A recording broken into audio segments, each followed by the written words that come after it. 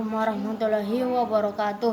Pada kesempatan kali ini saya akan menyampaikan kultum tentang kisah Uwais Al-Qarni. Alhamdulillahirabbil alamin. Puji syukur Allah yang telah mentakdirkan kita di antara kedua orang tua, yakni ayah bunda, dan juga mentakdirkan kita ilmu pengetahuan dari Sekolah Alam Afisyana Malang.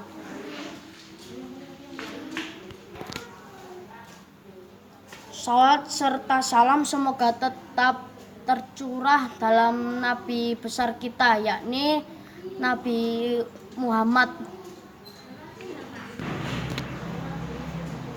Semoga kita kelak kita dapat berjumpa dengan beliau serta mendapatkan syafaat dari beliau. Kemarin kita telah mendengarkan kultum yang disampaikan oleh Bu Vivi tentang saling menasihati dalam kebersamaan. Salah satu bentuk menasihati dalam kebaikan adalah saling meningkatkan untuk berbuat baik kepada kedua orang tua. Salah satu contoh orang yang berbakti kepada orang tua ialah kisah Uwais Al-Qarni.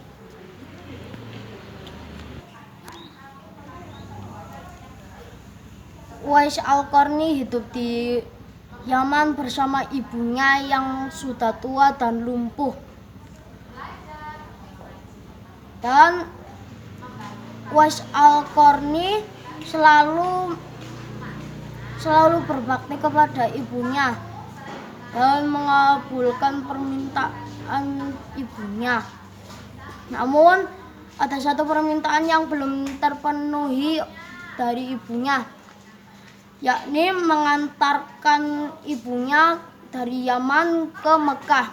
Kalau zaman sekarang itu kalian bisa dari Yaman ke Mekah naik pesawat 2 hingga 3 jam kalau lamanya. Tapi berbeda dengan zaman dahulu. Zaman dahulu itu orang-orang harus menaiki unta karena harus melewati padang pasir yang tandus dan panas. Namun karena Uwais Al-Qarni tidak punya uang atau miskin, dia tidak dapat membeli atau menyewa unta. Dan dia mencoba untuk berpikir keras cara memberangkatkan ibunya dari Yaman ke Mekah. Uwais Al-Qarni membeli seekor anak sapi dan melatih dirinya dengan menggendong anak sapi tersebut selama 8 bulan lamanya. Hingga waktunya berangkat ke Mekah, tubuhnya Uwais Al-Qarni sudah terlatih. Uwais Al-Qarni menggendong ibunya dari Yaman ke Mekah. Dan sesampainya di sana, akhirnya Uwais Al-Qarni dan ibunya melakukan sholat di Mekah. Lalu Uwais Al-Qarni mengadakan tangan dan berdoa, "Ya Allah, ampunilah dosa ibuku dan masukkanlah ia ke surgamu." Ibunya Uwais Al-Qarni pun berdoa untuk dirinya sendiri juga. Namun Uwais Al-Qarni berkata, jika Allah mengampuni dosa ibu dan memasukkan ke jamin.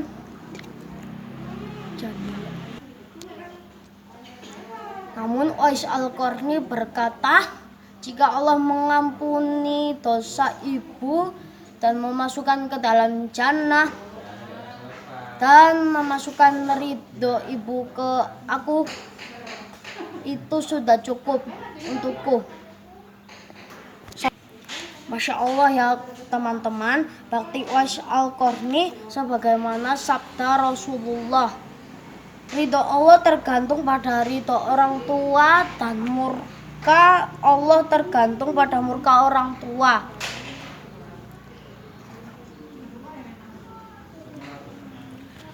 Tirmizi.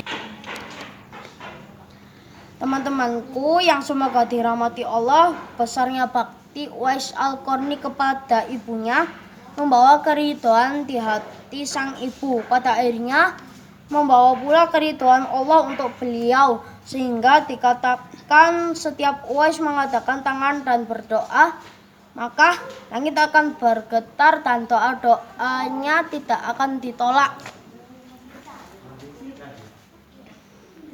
Beliaulah Uwais Al-Qarni radhiyallahu anha, seorang pria miskin yang tidak terkenal di dunia tapi terkenal di langit.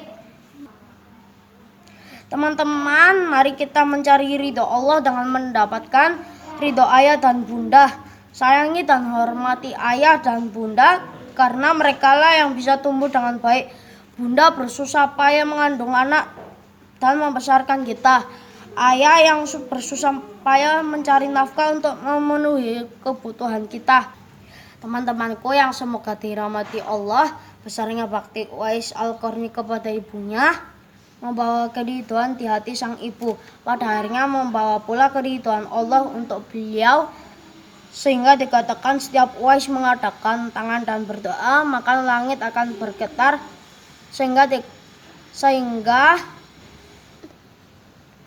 doa tidak akan ditolak. Beliaulah Uwais Al-Qarni radhiyallahu anha, seorang pria miskin yang tak terkenal di dunia tapi terkenal di langit. Teman-teman, mari kita cari ridho Allah dengan mendapatkan ridho ayah bunda. Sayangi dan hormati ayah bunda karena bunda yang bersusah payah mengandung dan membesarkan kita. Ayah yang bersusah payah mencari nafkah untuk memiliki kebutuhan kita. Kita harus senantiasa bersyukur Allah menghadirkan ayah bunda dalam kehidupan kita. Cara mensyukurinya kita bisa lakukan dengan senantiasa mendoakan kebaikan untuk kedua orang tua, berusaha menjadi anak yang soleh, mendengarkan dan melakukan nasihatnya, serta mematuhi perintahnya selama perintah tersebut tidak menyelisihi Allah Subhanahu wa Ta'ala. Dan kita juga harus bersyukur kepada Allah karena Allah mentakdirkan kita belajar di sekolah Alam Afisana Malang yang tidak hanya berusaha membekali kita dengan ilmu pengetahuan, tapi juga mendidik kita menjadi insan yang berakhlak mulia. Nah, teman-teman, apa sih hikmah dari kisah Uwais Al-Qarni? Apa manfaat dari berbakti kepada orang tua? Jika teman-teman ingin tahu, jangan lewatkan kultum ini nanti malam ya, kultum tentang hikmah di balik kisah Uwais Al-Qarni yang akan disampaikan oleh Bu Huda. Demikian kultum yang bisa saya sampaikan pada kesempatan kali ini. Akhirul qalam wabillahi taufik wal hidayah. Wassalamualaikum warahmatullahi wabarakatuh.